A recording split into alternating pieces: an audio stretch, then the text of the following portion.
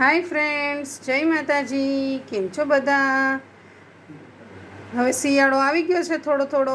આજે આપણે બનાવીશું વઘારેલો રોટલો. તો અમે એક નાનો રોટલો લીધો છે, જેને હમણાં આપણે હાથ વડે ચોળી નાખશું. એક નંગ ડુંગળીનું છે, એક ટમેટું છે અને એક મરચું છે અને કોથમીર છે. તો સૌ પહેલાં આપણે તેલ મૂકી દઈએ. તેલ આમાં બહુ જ ઓછું મૂકવાનું, કેમ કે આ એમને જ જમવાનો છે. એટલે આપણે આમાં 1 ચમચા જેટલું તેલ મૂકી દીધું છે ગરમ થવા, અને આ રોટલો છે એ આપણે છોડી લીધો છે. આ તેલ છે તે ગરમ થવા રાખી દીધું છે. 1 ચમચા જેટલું આપણે લીધું, અને આ રોટલો છે એને આપણે આ રીતે ભૂકો કરી લીધો છે. આ રોટલો ચોપડેલો હતો ને એટલે સહેજ આવી રીતે રહ્યું છે. તમે ચોપડેલો નહીં લ્યો એટલે એકદમ ભૂકો થઈ જશે.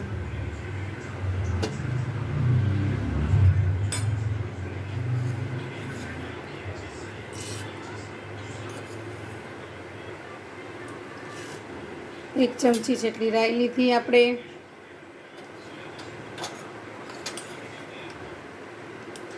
ત્યારબાદ અડધી ચમચી જીરું, અડધાથી ઓછી હિંગ, લીલા મરચાં, ડુંગળી સાથે જ આપણે લસણને લઈ લીધું છે.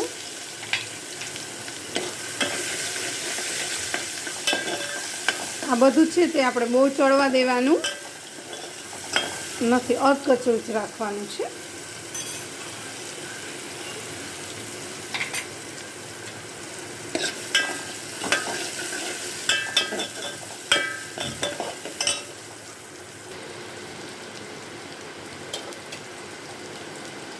ત્યારબાદ આપણે સહેજ એવી હળદર નાખી, ત્યારબાદ આ ટમેટાં કટ કરેલા,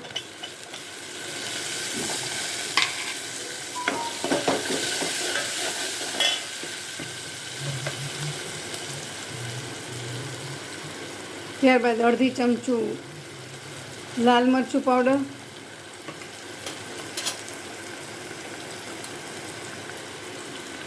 અડધી ચમચી ધાણા જીરું,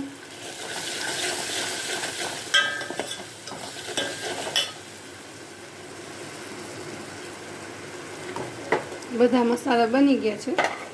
હવે આપણે થોડો થોડો કરીને રોટલો છે તે અંદર નાખી દઈશું. જે રોટલાનો ભૂકો આપણે કર્યો છે ને તે જ.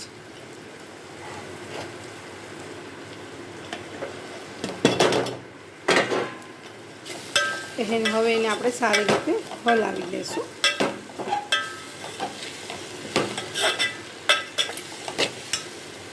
સાથે જ કોથમીર પણ નાખી દઈશું.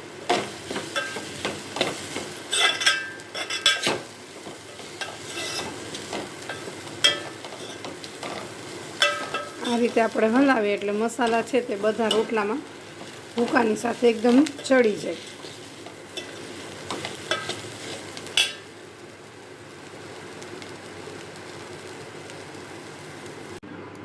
તો આપણો રોટલો છે તે જમવા માટે બનીને રેડી થઈ ગયો છે. આ રોટલો બનાવવાની ટ્રાય તમે પણ કરજો.